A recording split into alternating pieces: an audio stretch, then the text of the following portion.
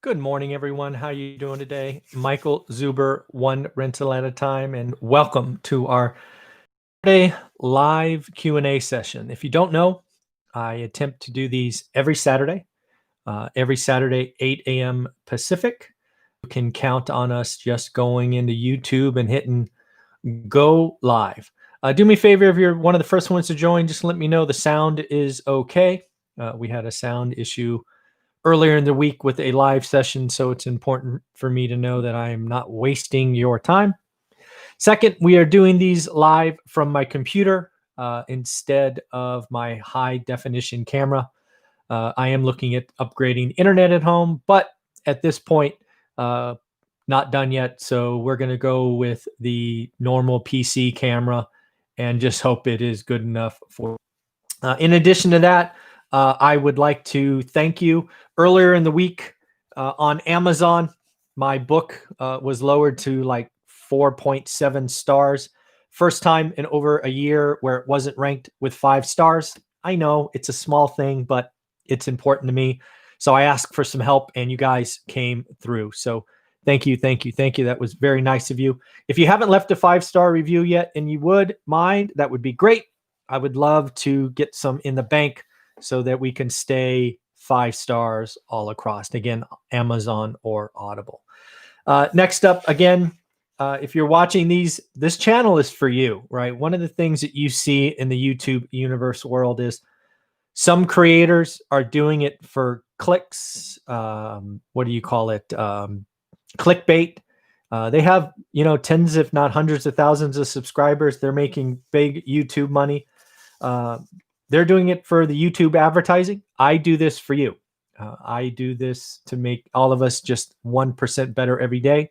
I know that's a goal of mine. So if that interests you and you're interested in really talking about money, investing, real estate, cost of capital, consumers, do me a favor, give me a thumbs up and also subscribe.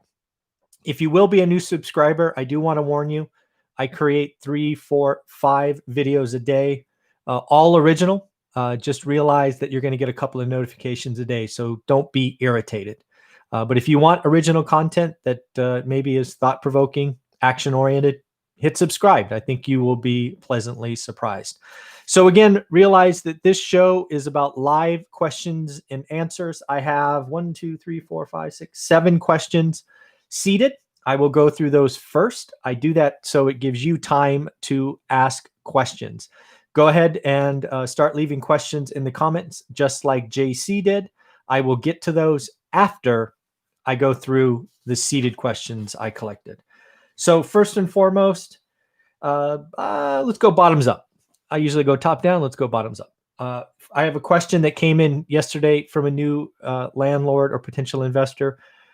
Really, I guess, nervous about rents going down. So first and foremost, we're going to break this rents going down into kind of 2 parts. Realize that I have been talking about single family homes being the place to be, at least currently. I believe that is true.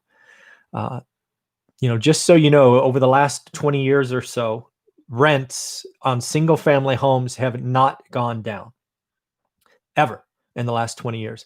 And now those are national numbers. You can obviously have some local issues, but single family homes are, just generally speaking, don't go down in rent. Why? Well, roughly 70% of the housing stock in single family homes is owner occupant. So there's just not that many. And what is likely to happen in single family going forward is we will see owner occupants increase percentages. We will see some frustrated landlords kick tenants out and sell. So what will likely happen is inventory of single family homes will actually go down, which means rents will go up. Now, if you're talking multifamily, you're talking, kind of tower-based rentals, rents are collapsing. And Jonathan Twombly and I did a video weeks ago now about the math on how a apartment building could go from 120 million to 50 million really quick. So if that's what you're playing, if you're in San Francisco and you have 30% rent drop, problem. But nationally speaking, and again, where you and I are talking most of the time, single family homes, 3% mortgages, 30-year. There's just not enough. In fact, I think rents will go up going forward. So not a big concern of mine going forward. Next, again, just going bottoms up. What are my thoughts on cash? I don't know why. I guess I get this question a lot. People look at their bank statements, their trading accounts, their stock at their companies, and they go, "Oh my God, I don't know if they think I'm rich or they think they have a lot of money, but they feel like they have to put it to work." And there are some markets, like 2010, 11, 12. Yeah, it was easy to find deals and move forward. I mean, if you're one of my students, it's hard today, right? I ask you to look every day at your market. I ask you to only do good or great deals. It's tough, right? That's, my students are doing it. And I interviewed one yesterday. It was awesome. But don't be in a rush. Having cash is okay. I would rather have cash than do an average deal.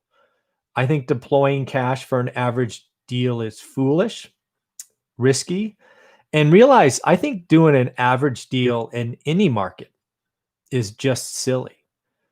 So like you, I have not done as many deals as I plan to do in 2020. I've done a few, but not as many as I planned.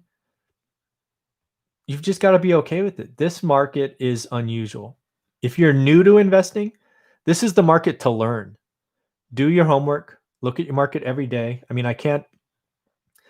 it's the time to learn. You need to take the course, do the work. As my student yesterday talked about in the interview, you just got to be a little bit better every day. Got to do the work. So that's important. And this is the time to do it. You got to get ready for 2021. The market will change. It better or worse, we don't know, but it will change. Markets always do. So do the work. It's the winter. Nobody's going anywhere. So sign up, do the work, and get ready, and you'll be better prepared February, March, April of next year. But yeah, my thoughts on cash. I'd rather have cash than do an average deal. Next, what systems do I use to track increase or decrease in property values? I took this question to mean of stuff I already own. If I misunderstood the question, you can ask again. But again, for me, it's, hey, you bought a house, you bought two, you bought four, whatever it is. What do you use to track value increase or decrease? And the short answer is I don't track. In fact, the only time I know my net worth is when I have to fill out my yearly financial statements for my commercial loans. I own a couple of apartment buildings, and part of the paperwork is I have to fill out my financial statement every year. And that's the only time I ever look at my net worth. For me, I don't worry about those, especially if it's residential, right? My debt is fixed. I'll increase rents once a year, and I'm about the next deal. I have spent almost zero time looking back. If it's residential, and even if it collapses 50%, the debt doesn't come due. If it's commercial and the value falls 30%, you could be in technical default. So it's a different ballgame. But most of what I'm talking about, one rental at a time, it's housing, it's residential, the debt doesn't come due. So I don't know, maybe once a year I would look back. It's usually when I have to do my financial statements. But I wouldn't spend much time. I would spend any extra cycles looking for the next deal. It's one at a time, right? Once you put one in the books, treat it well, get it going, and go get the next one. Go get the next one. Go get the next one. That's my kind of thought on that. If I missed the question, feel free to ask a follow-up question and we'll do that. Again, folks, I've got 3 more questions to go through. This channel is for you. This video is for you. So leave questions. I see a few from JC and Jeff and whatnot, but if you keep seeding the questions, I will go for an hour or whenever we exhaust the questions. So it's up to you. Next, where am I? Oh, in my book. So thank you. They read my book. Talked about when banks told us no. Banks told you no, what would you do different? So if you haven't read the book, let's set it up. So I think it was like 2009, maybe 2010. We had, I don't remember. We probably had 50, 60 doors by the time we did this. And we were looking to buy a house, just a house, because property values were already starting to come down, right? Or come down. I guess I should do it this way. And we were looking to buy the next house, and we went to get a loan, 30-year fixed, 20% down, nothing crazy. And the bank told us no. And you got to realize this was the bank that had all our money. We had our tax records, good credit, all of that. But they told us no, politely, but they told us no. So we went right across the street to another big financial institution and did the same thing, filled out the paperwork, did all this. And they told us not only no, they told us hell no. Basically, they told us that in the crash, real estate investors were the problem. We were causing the crash. It was our fault, not theirs. I think it's very revisionist history, but you got to appreciate where the banks were coming from. They were foreclosing on hundreds of properties a week, it seemed. So they have the rights to make their call. The question really was around, would I do anything different on my financial? No, I wouldn't. You just got to appreciate that banks have the money, banks make the rules. And we saw a little bit of this in February, March, and April of 2020. A lot of you, if you were doing Burr or you were doing, you were doing flips, a lot of you freaked out because the bank that you're lending turned off. It's since turned back on. I get it. But realize when the lending environment changed in March, April, it wasn't a surprise to me, right? I've been doing this a while. I watch it all the time. So you could see the banks posting that they were getting nervous, right? They were upping reserves and credit requirements. I just realized that I will go to banks when it's easy. And when it's not, you have to just buy differently. You can buy with seller financing. You can buy with seller/owner financing, hard money and or private money. I don't think I would do anything different. But yeah, that was a shock to me. I didn't know. Again, when I started this, I didn't know a bank could say no to someone who had 6-figure income, 800 credit score, and a 7-figure net worth. I assumed that was the safest loan you could have. But lo and behold, banks have the money, banks make the rules. So that is it. Let's see, what's next? Oh, thoughts on home ownership. I put a video out yesterday talking about Biden likely encouraging first-time homeowners. To be clear, I think let me step back. I think the principle of homeownership is a good thing. If we didn't own our home in Sunnyvale when I was growing up, who knows what would have happened? It was our saving grace a couple of times, and my parents fought to keep it. Specifically, my mom fought to keep it, and she did, thankfully. So again, I think homeownership's a good thing. I think in principle, it's a really good thing. Although putting in a homeownership kicker, like they're talking about $15,000 in an environment where we have low supply and excessive demand might be a recipe for disaster, right? That's like we already have a campfire, right? Lots of demand, little supply, low interest rates. If we throw on a $15,000 kicker, which encourages more millennials to become first-time buyers, that little campfire could turn into a raging wildfire. We could see double-digit price appreciation. And for me, it would drastically collapse housing affordability. And affordability is the thing that protected us back in 06, 07. So there's, out of one eye, I'm watching, right? If this comes out, I will watch Fresno's affordability. And if it comes crashing down to 20, I will thank my lucky stars and sell every single family home I own. Now, to put that in context, I think Fresno's affordability today is like 48. So it's nowhere close to 20.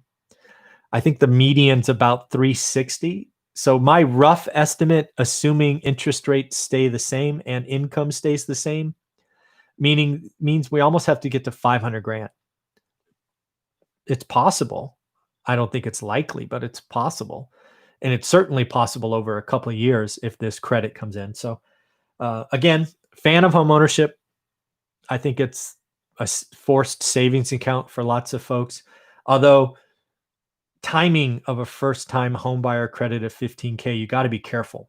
If you institute that at the wrong time, man, unintended consequences, big time. And then the last seated question I have is someone out of state. I think this was in Tennessee. I might be wrong.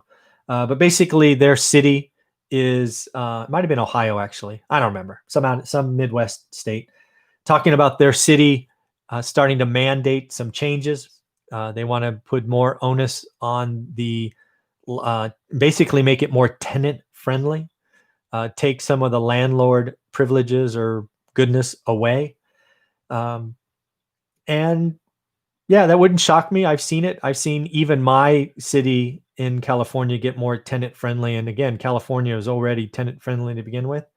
Although some of the comments in that statement, like making all rental housing available for Section 8, I think you have to watch that, right? Making it available and actually qualifying are very different. For example, in my market, a 2-bedroom, 1-bath, max Section 8 rents like I think it's $914 today. So if you had a nice 2-bedroom, 1-bath house, all you have to do is rent it for $1,100 or above, and no Section 8 tenant could qualify, right? So making it available, that's basically saying you can't only take cash tenants. But if the rent is at a level that Section 8 doesn't qualify, does it really matter?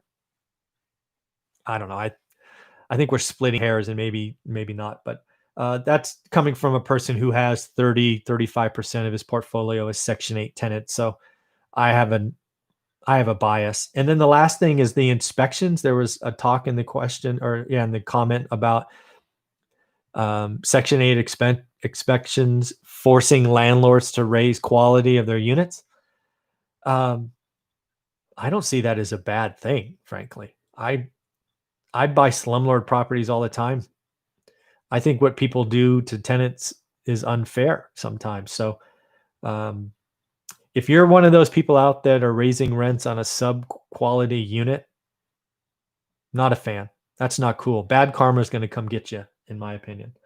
All right, folks. So that's what I had for seated questions. We got 42 people watching and only 12 thumbs up. I'm talking basically for an hour for you, so show me some love. But let's go in and see what kind of questions we have. Let's go all the way back to the top so we can start. I think JC was first. Where is JC's first question? Okay, JC's first question actually, can you guys see the questions or not? I think you can see them, but maybe not the recording. So JC asks, with Biden in office, will real estate prices go down? No. I do not see, I don't know. There's nothing I've seen in Biden's proposals or plans that would be negative to housing. In fact, as long as we stay in a split, as long as the Senate stays Republican, Biden's not going to get much done. So no, there's a lot of fear mongering about Biden being president. It was not, I think that's unwarranted. I was afraid of a blue wave. I got to tell you, I did some videos on that. That was a big fear I had, because I could see spending and taxes and just all kinds of silly things happening. But with the Senate staying in power with Mitch McConnell, I'm not concerned. It's going to come down to Alabama. I think we have 2 runoffs there, so that'll be an important election, but that's not till January. But no, there's nothing I could think of Biden doing that makes real estate go down. Oh, JC's next question. Where do I see mortgage rates going in 2021? So again, if the time frame's 2021, they're going to stay below 3%. In fact, I think there's a better chance they go under 2 than over 4. But I think they stay right. I think they stay between 2.5% and 3%, 30-year fixed for the best credit. The only thing that causes real estate to crash is a sudden doubling of the interest rate. But I don't see that happening. There does seem to be a lot of people kind of thinking Biden is some boogeyman out there that's going to do all these horrible things. Again, with Mitch being there to kind of, that's what I think our founding fathers wanted. They wanted a split government that forces compromise. So thank goodness, I think we have it. So I think we need to be less afraid, frankly. I think we need to take care of our own house, our own family, and not let the crazy talking heads scare us. So I don't see mortgage rates really going anywhere, JC. And in fact, if they go anywhere, I think they go down. Crazy as that might be. Jeff, question. I can't find multifamily of 8 units or more in my area. Off or on market. Okay, that is a decent price. Should I continue to wait and save for a deal? Do you expect multifamily to go down? So Jeff, again, my opinion, I do think multifamily goes down, but you're going to have to wait years. Multifamily commercial, which is 8, it's actually 5 and above, but your question is 8. It has a debt structure that forces refinancing. And over the next 2 to 4 years, we're going to see commercial loans reset. And some owners are going to have to bring additional capital or they'll be forced to sell. So I do think commercial properties will come down in price. However, not soon, not next year. I am personally, again, if you read our book, let's be clear. I bought, well, actually, did I buy? I guess I exchanged into multifamily. It was a big part of our journey, but it was only after buying houses. I think the next 2 years, Jeff, are about single family or residential, specifically single family. And then I think by 2022, 2023, 24, multifamily will crack and there'll be a plenty of, I guess I'll call it mom and pop units available for sale. So that's what I'm planning to do. I'm buying houses and I will 1031 into multifamily just like I did last time. So yeah, that's what I think, Jeff. If I missed the heart of your question, Jeff, feel free to ask below if I missed it. Let's see, the AZU01. What is your thinking on investing in Atlanta and in Indianapolis? Again, I don't know those markets in any detail. I try to stay away from picking markets. What I would tell you to look at is population. Is population increasing or decreasing? I would look at millennials. Are millennials moving there or leaving? I do believe millennials are going to be the misunderstood or not appreciated group for the next 10 years. I don't know what it is. We always like to talk about the baby boomers being the generation that changed our economy.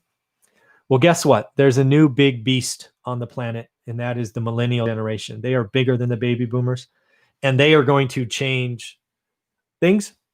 So if I was doing anything, I would want to know where millennials are going. Are they going to Atlanta or in Indianapolis? That'd be question one. And then what's building, right? What new inventory is coming on? I suspect Atlanta and Indianapolis are big enough where building is okay. But what we are really going to see is suburb markets where there's been no building for years. We're going to see prices explode higher because millennials like space, like Boise, Idaho, Salt Lake City, all these kind of sleepy suburbs, man, they're going to jump higher, in my opinion. So hopefully that helps. The AZU01, hopefully that helps. When the eviction and foreclosure, this is JC again. When the eviction and foreclosure ban gets lifted, what do you see happening? So let's talk about them separately because I think they're separate. Well, eviction ban, I think that's pretty obvious. I think we're going to see a fair amount of movement. I think there's going to be a lot of tenants with significant consumer debt attached to them because that debt's going to it's going to hit their, it'll be something that's with them for 10 years. They're going to have an eviction on their record. I think tenants are going to be hurt. I think landlords, especially if it's residential, they're going to have a choice. How pissed off are they? If they're really pissed off, they're going to clean up the house and sell it. And landlords will be fine. If you own a house and you have to evict somebody in February, March, you're going to be selling into a seller's market. You're going to be fine. If you own an apartment building and half your tenants aren't paying rent, you're going to be in trouble. There's a lot of mom and pop investors that are in trouble, especially if you bought in the last 2 years or you refinanced in the last 2 years. I hope you saved some of that cash out money. I think the evictions are going to cause some movement. I don't think it's going to be a catastrophe. Certainly not in houses. There's so much demand for housing. I don't see a problem. Multifamily could be a problem. Could be a problem. Foreclosures. I think foreclosures are greatly overhyped. I think the banks, again, I did this last time, folks. I saw this crisis last time, and the banks are just operating differently today. The banks won't foreclose unless they absolutely have to. They're just going to take the debt, put it on the end. You're good. So as long as you can get a job inside of a year, banks aren't going to foreclose. They'll take whatever debt's owned, stick it on the back, call it good. There will be some areas that the negative feedback loop begins and builds, but that'll be very minor. Orlando, Las Vegas, New York, San Francisco. But nationally speaking, the foreclosure thing is a hiccup for most of the country, in my opinion. The eviction one, it could cause a problem in multifamily for sure. Richard, my property manager is stating that most renters in my market, Columbus, Ohio, are around 600 credit score. Should I start focusing on higher end market or closer to the median? My property manager is stating that most renters in my market are around 600 credit score. Should I start focusing on higher end of my market, closer to the median? Well, I'm not sure what credit score and the median price have to do together. I don't see that, but I think what you're asking me is, hey, I'm buying low end stuff, and the tenants that ask to rent my stuff have bad credit. I think that's what you're asking. That's your choice. My minimum credit score, I think, is it's either 660 or 680. I forget. I have to check. But let's split the difference and call it 670. So if somebody comes in and has a credit score below 670, they're an automatic no. You can set the minimum score, and just be ready. I mean, for my houses, I probably get, I don't know, 8 to 10 applications before I get one yes answer. I'm the owner. I get to set the criteria. I do not have to say yes to everyone. So make your credit score higher, and just get ready for lots of no's, and get ready for longer vacancies. And then you talk about a median of 277. So I'm guess what you're saying, Richard, is you're currently buying at like 177 or 200. Again, those things are not connected in my mind. Just in my mind, just raise your minimum credit score and tell your property manager that you're going to have a lot of no's. But maybe I don't understand the question, Richard. If I misspoke or don't understand, just as always, read below or leave a question below and I'll try again. Jeff, question. Wouldn't you do an average deal to get depreciation loss, bring down your income, pay less taxes? No, I wouldn't. I don't do average deals. Folks, I don't do average deals. Bad, average, good, or great. I only do good or great deals. Why would I use cash on an average deal and then 2, 3, 4 weeks, months later, a great deal comes by and my cash is used? Absolutely not.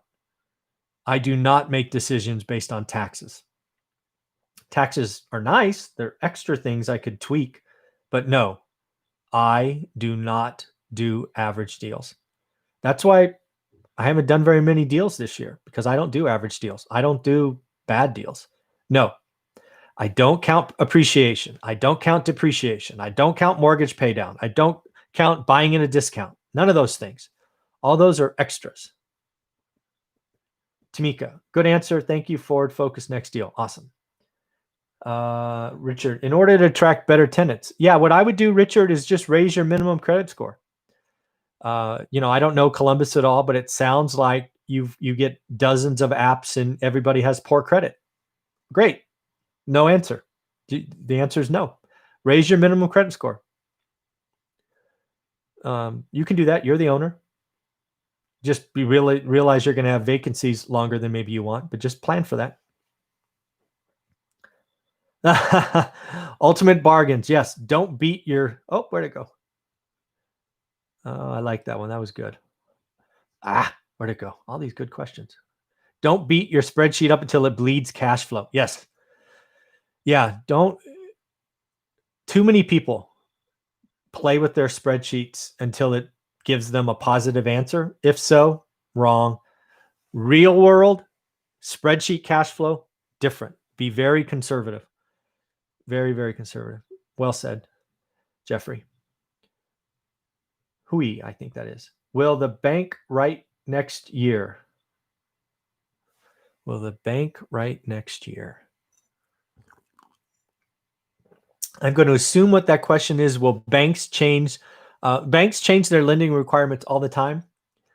Banks are fun to watch because, again, folks, they have the money. They make the rules.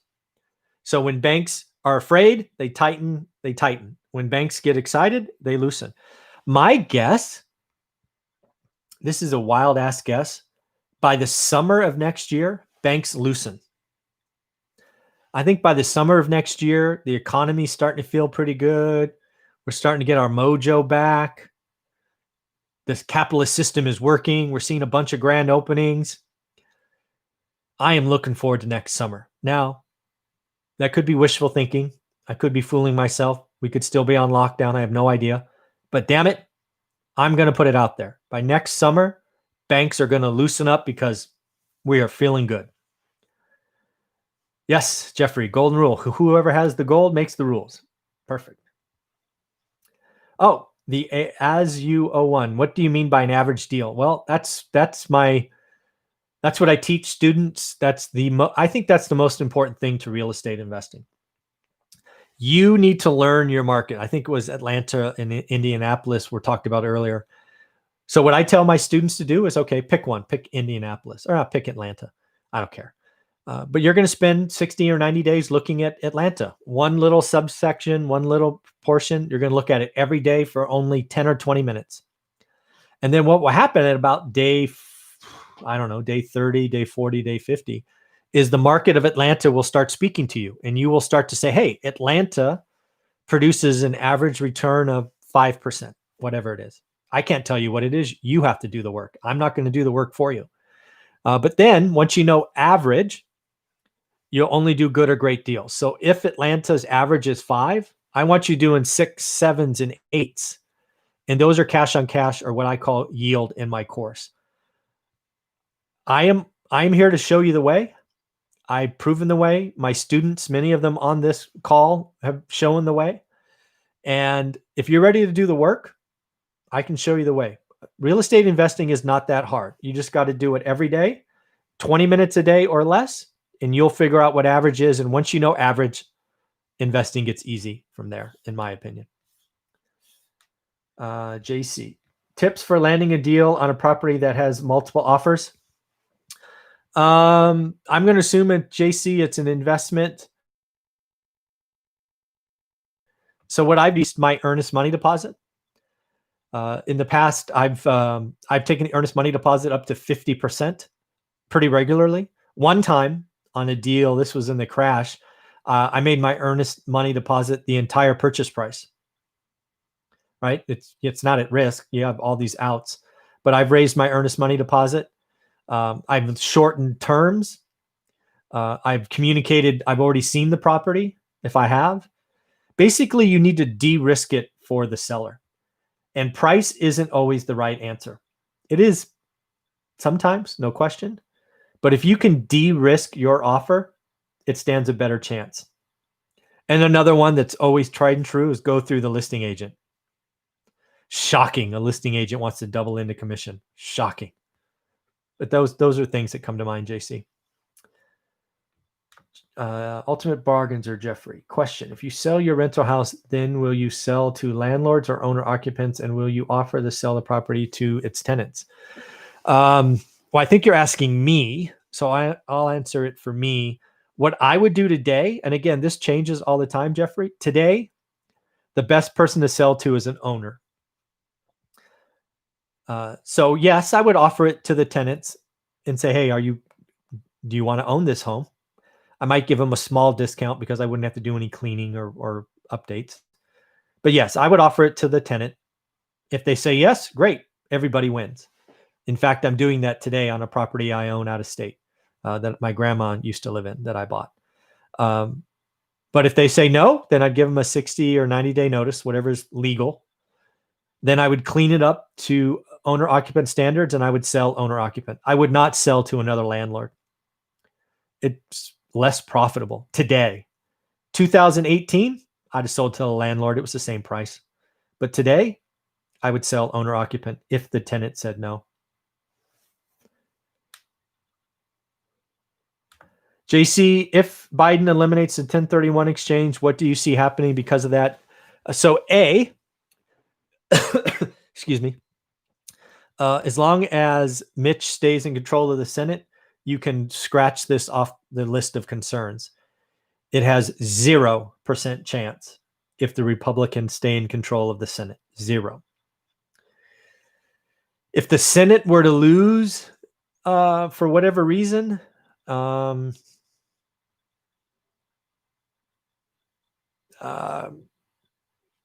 don't know. It's going to slow transactions.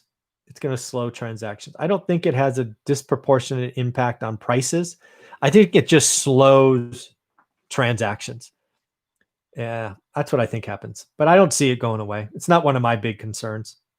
Frankly, when I thought there was a possibility of a blue wave, losing the 1031 exchange was probably the least of my concerns. I've actually done 1031 exchanges, so I understand and benefited and, stepped up basis and all that stuff, but it wasn't really a big concern on my end. And now with the Senate, it's a 0 concern. Kevin, question, what are your typical things you do when you renovate a slumlord property, such as what kind of flooring, appliances, kitchen counters, stops? So Kevin, good news for you. I have a playlist on my channel called Walkthroughs. You can see it. They're like 90 seconds long. They're all the same. Same LVT floor, same two-tone paint, same granite counters, same kitchen cabinets.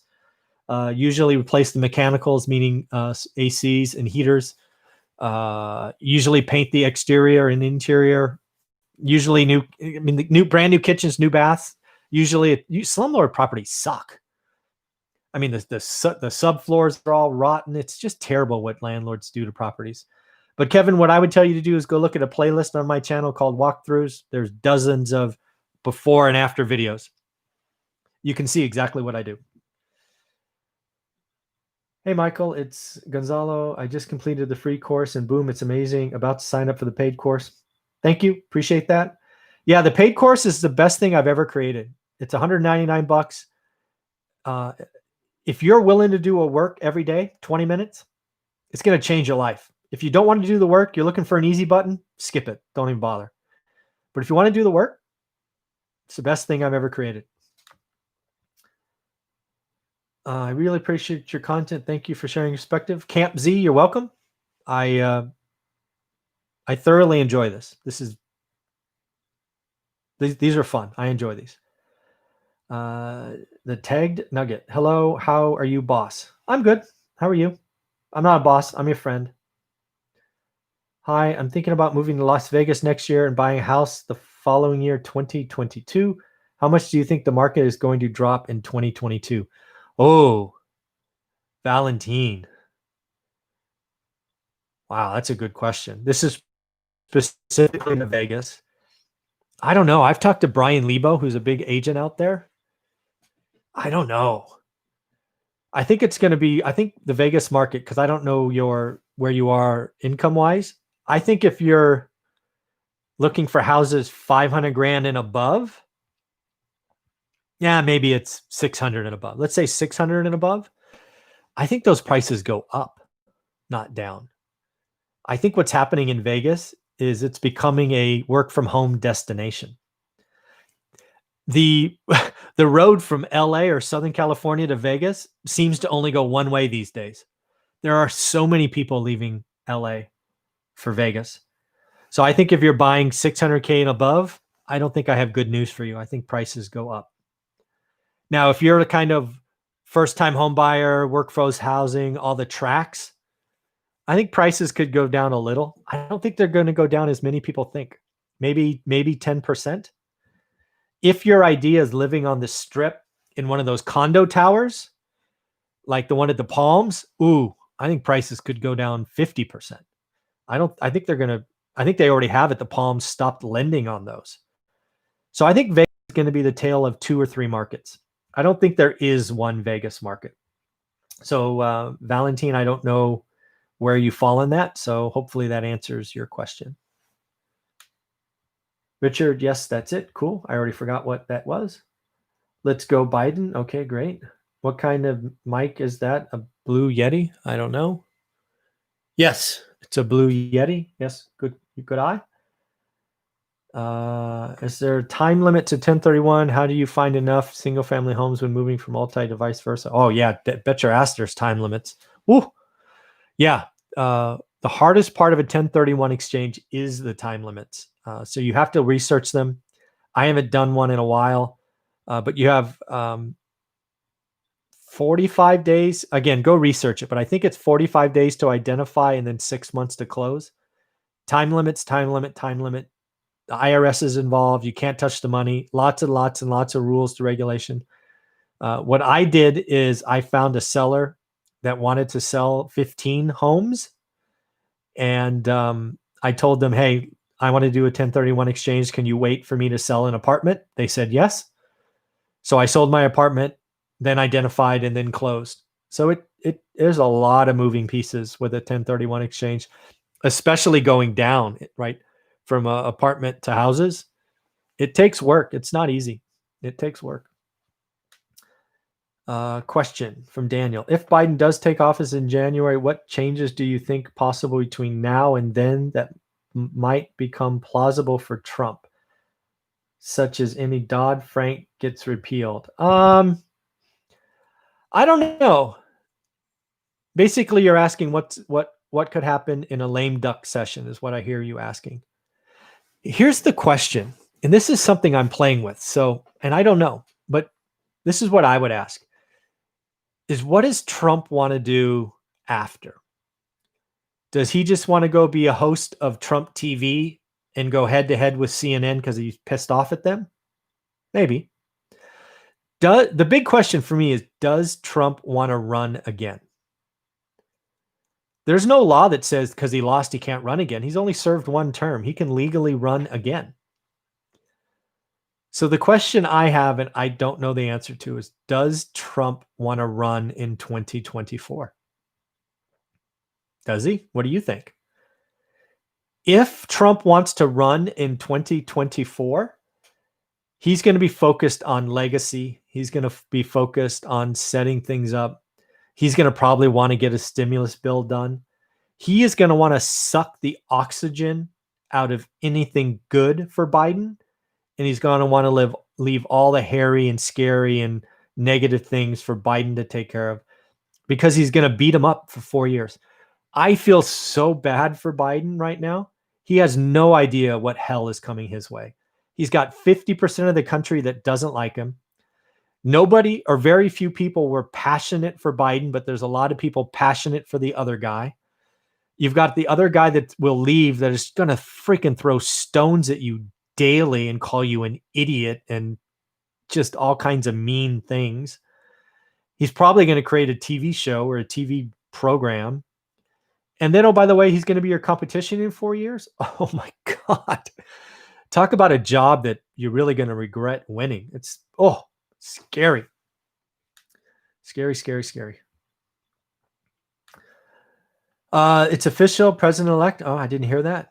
Wouldn't shock me though. Is 25% standard down payments to buy a fourplex to calculate cash flow? Talk to your lender. Yeah, I would say it's fairly common. But again, lenders make the rules. Oh, Biden just announced winning. Joe won. Okay, seriously? Nope, Joe won. Congrats. Good for him.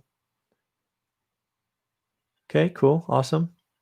Hey, Michael, if you had to guess, what level of single-family value drop would make the Bay Area worth buying into again for cash flow? Ooh, that's a good question. So I'm going to answer that in 2 different ways. One, San Francisco. I think San Francisco is where the value drop comes. and it could be 30%. But unfortunately, when the value drops, rent drops. So I don't know if being a landlord in San Francisco will ever make sense, because if value drops and rents stay the same, that's not how it works. Rents and value are going to drop together. And then in the rest of the Bay Area, I don't think it'll ever make sense. I mean, I looked here for a year. I just don't think it makes sense. Yeah. Ultimate bargains. Biden won. I'm amazed how he overcame 10 percentage points deficit with only 7% of the vote remaining to count in Michigan. It's a miracle. Not really. The fix is in. Yeah, I don't know all the numbers. I would tell you the thing that I think is was a tactical error by Trump's team. It is very clear, again, just looking at the votes, assuming they're okay, right? There's no fixes in. Trump's tactical error in hindsight is he pushed for in-person voting, where Biden and the whole Democratic Party was, no, we're going to get as many mail or absentee or whatever it's called votes and let people do it from their home. And the election is so close in so many states. I mean, last time I checked Georgia, it was like 4,000 votes after 5 million. I mean, that's just ridiculously close. So I think that was an error. I think if the Republican Party would have pushed for mail-in votes and not been so negative on that, I think they would have won. I think that is a huge tactical error. Even if you think the virus is nothing and it's a non-event, some of the people that wanted to vote for you don't feel that way. Some of them are nervous. Rightly or wrongly, they are. But they wanted to vote for you, and you're telling them they got to go stand in line with people they don't know. That was a mistake. But whatever. It is what it is. Oh, come on. Expect him to pass away. Don't wish that. That's not cool. Let's hope not. I hope he lives his 4 years and he just moves on. I don't want to wish anybody dying. That's not nice. Come on. Put some good karma out there.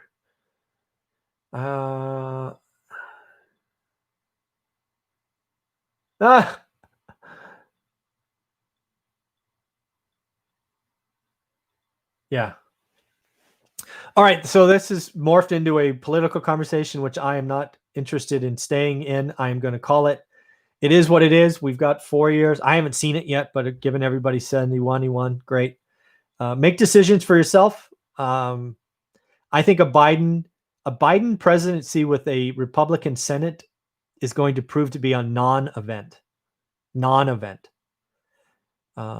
fact, I think it'll be a calming atmosphere. And yeah, so that's what I think. So, all right, last question. We're back on doing real questions.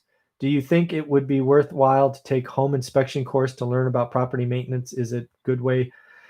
Marco, for me, again, remember who I was. I was a full-time employee. I had a raising family. I can only give 20 minutes a day. So no, I do not think no, you have no time. Outsource, let other people do it. Walk around with a contractor. No, if you have extra time, do something else. That's not it. Does the move to the burbs continue? Yeah, I think so. I think that's going to be a trend for at least 5 years.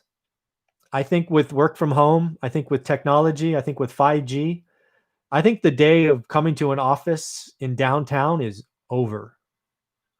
I think offices have to be redone.